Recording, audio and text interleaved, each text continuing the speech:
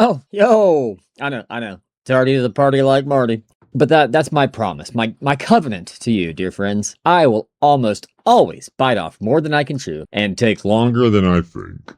Such is the case with our next series, creatively entitled Cherry Street Project. Normally our content is produced through free repairs that I film in an effort to promote random acts of kindness in our communities. Now regulars will know that old Adam injuries he's always nursing, all of which were exacerbated and made worse too on the last one when we helped our dear friend Miss B do some repairs at her in-home daycare.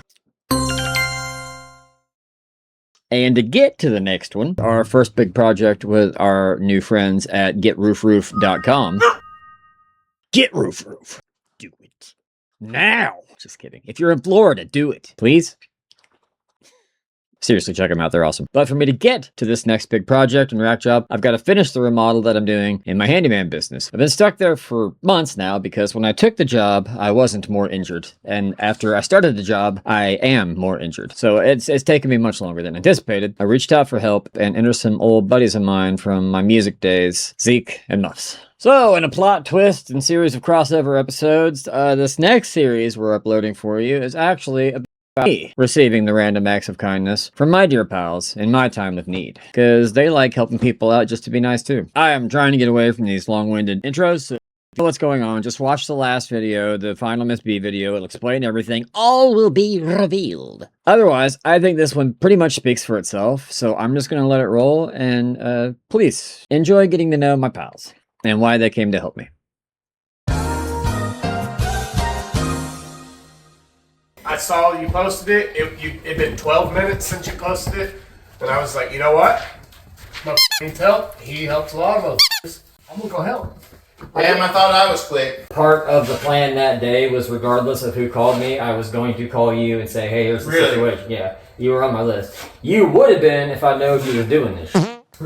A lot of people don't. How about you interview each other? Okay. And just ask each other questions. Damn. Then it'll be okay, that sounds awesome. It'll be a surprise for me when I go to edit. Go rogue, I don't care. Is that ketchup? Yeah, I can taste it.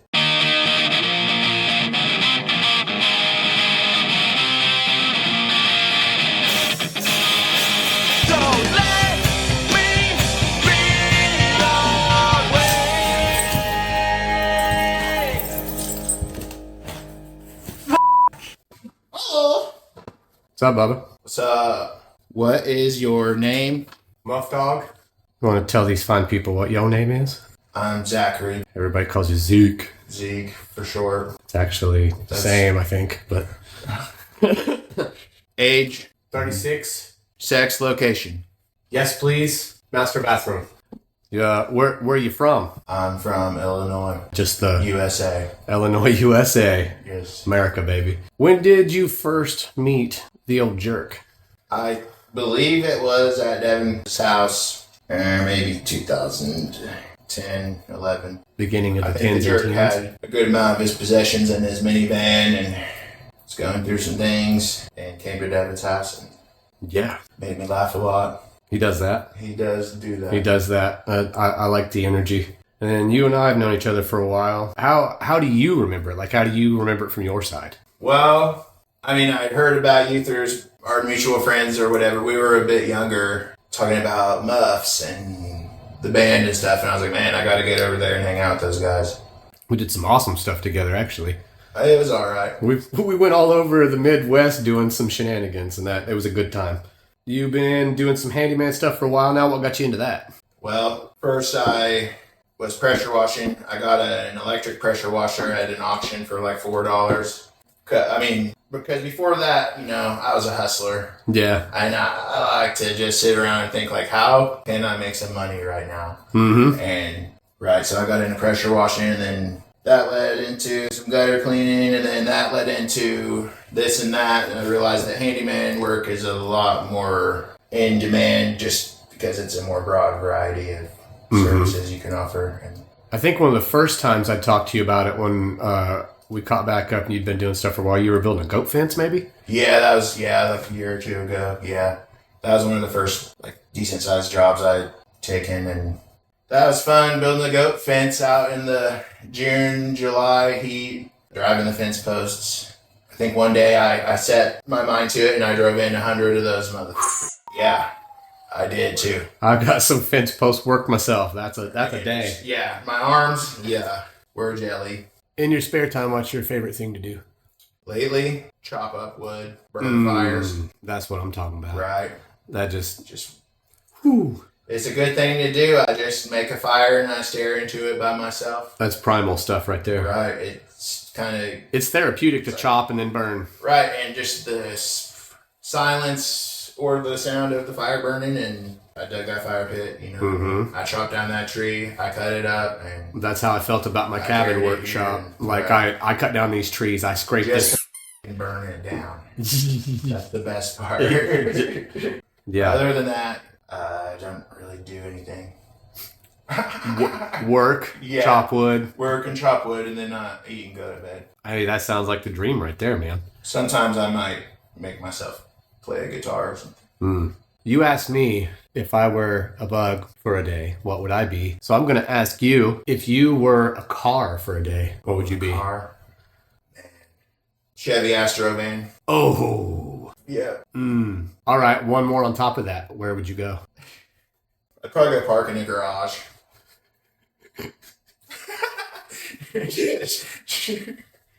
I'd go home. Yeah. All right. Find a nice snug fitting garage and just go in there and turn myself off. Well, so basically, if you were a car for a day, you'd just take a nap. All right. Well, how do you see yourself different from this time last year? What year is it? 2026, baby. Okay. Like 9 Inch Nails said, man, every day is exactly the same. I don't think I've changed that much in a year, really. I maybe have gotten a little more careful about how I spend my time. Yeah. Yeah, I haven't changed that much. About an inch and a half. Inch and a half. You got 2 Well, that's about the best I can do. You got anything for reference? 150, look at that. I love a nice round number. I guess I'm older, closer to death. You could call it wisdom, but I don't think that's the case, but... All right. Well, I was trying to give you a little bit. No, I know. I'm not trying to tear myself down or anything either. I've been the same since like I was 13, so... Well, from the outside looking in, as somebody that's known you from about that time in your life, I would say that you're way more disciplined now. You might not think you are because it's been a slow change, but you're way more disciplined with stuff now. There's ambition. Like, for the longest time, you were kind of just bouncing around, I'm just here for a good time, man. And fair enough. But now you've got some sort of ambition, and it's actually really cool to see, going from knowing you as a young kid, a young man, and now a man. It's been a cool transformation to see. I still feel like a kid, though. Dude, I still feel like I'm 15. I'm 36 years old. Right. These white hairs tell me different. Right? So we want to lift her. Okay. Do we need to wrap it? I was going to wrap. The house wrap is in the sucking room down there. Oh, that's a smoking room? Sunken. Oh. I was like, dang. Downstairs? What do you want? Plastic. No, the big roll out. Yeah, that big bitch. Hey, William. Well, once again, you asked me what's the most important thing in life. So what is that to you? Love. Love? Yeah. Love. Everything boils down to love and just sending love and receiving love. And yeah, that I wholeheartedly believe that's the most important thing in life. Yeah, I agree. Well, I love you, bub. Love you, bub.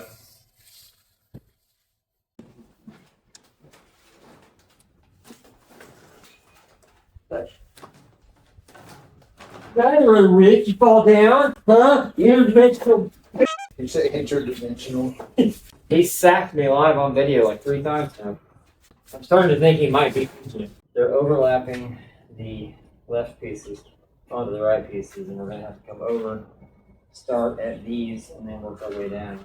Okay, I see what you're saying. Match up to this guy.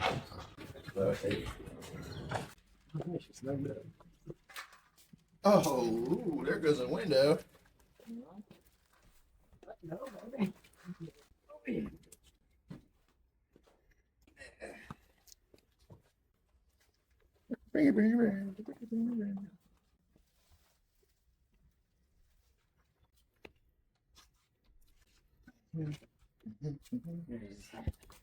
Find any old place to gently set her down. Yep, I'm trying. Planes around. Yep, I'm trying to grab her. She's an awkward girl. Sounds like my ex-wife. Hey-o! Like right here or Yeah, that's down yonder. thank you, sir. Lovely, thank you. I must be a union guy, huh? I'm going as fast as I can. That sucks, I know. That's you. Laid. Lay down, man. Your blade is curvaceous and sexy, and it will kill. You never let me finish anything, Zeke. You're always like, here, let me help you with things. It sucks for you. Come on. Icky. Easiest way to break into a house. Now we're gonna staple this, or how are we? You kidding, Zeke? Everything's a write-off. Everything. You're right. Literally. Everything you do if you're self-employed is essential to you carrying out your job. You got to. Right? I figure they would be anyway if you're self-employed. It's They still got their ways of screwing us, man. okay. Where did we meet? Robinson Park. I believe it was 2008. You were playing guitar. My band was practicing on the stage. And I heard you play Crazy Train. And I said, who's this kid? Let's get him on board. And I've known you ever since. Beautiful. Where did you and Rick meet? I believe it was a bowling alley show in Robinson. And then later again at a Hardinville show for Dowling myself. When did you start doing handyman work? Ooh. I know, that's a tough one, right? Probably started doing some small engine stuff and learning that first with my grandpa when I was really young. And then probably around 12 or so, I decided to want to make my own money. So I started mowing yards and doing handyman, odd job stuff. Right, anything to get it on. Yeah, raking leaves, mowing yards, cleaning gutters, fixing, whatever. Go around finding some elderly people that couldn't do it. Hustling. Yeah. If you could be any insect, what would you be? Any insect, what could I... Ooh, that is a good question. I mean, you got the praying hands. Yeah, praying mantis would be pretty cool, but they just bite my head off after we're done doing our thing. I mean, I don't think you got to be the insect forever. You'll change back after like a day or just whatever. for a day, checking it out. You don't got to live and die as the insect. Just, gotcha. Right. Well, Anamorph. If that's the case, then I'd like to be a lovely butterfly. Oh, that's so cute. How are you different than your old self last year? Oh, man. Last year, probably actually one of the toughest years of my life, from the summer before all the way up until the end of the year. So, very different. I'd say that I spent a lot of time wasting time, being sad, and not really getting much done because my life had kind of fallen apart.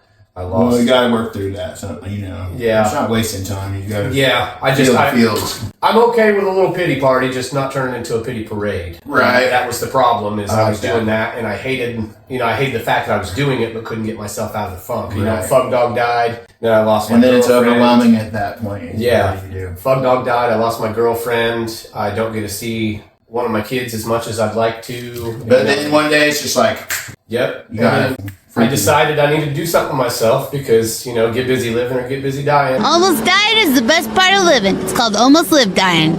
I can't just be sitting here feeling sorry for myself. I'd rather be productive Right. and be a good role model for my kids, So I formed a plan of what I wanted to do, and I'm going whole hog on it this year, and we got a lot of plans. I'm glad you came into that space.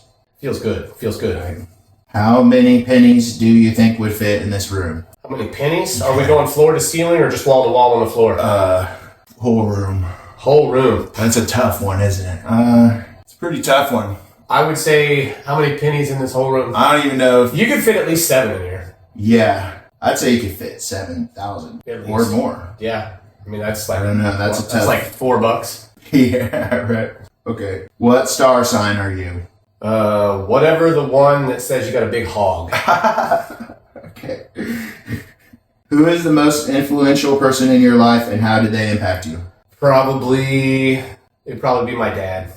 My dad didn't have much growing up, wanted us to have more than he had when we were growing up, and he worked a job that he absolutely hated for over 20 years to make sure that we got everything that we wanted. Right. We didn't have a lot, but we had everything we needed. For sure. And I don't think that I ever realized it until I started having kids, and over the past couple of years, I've thanked him for a lot of things because I get it.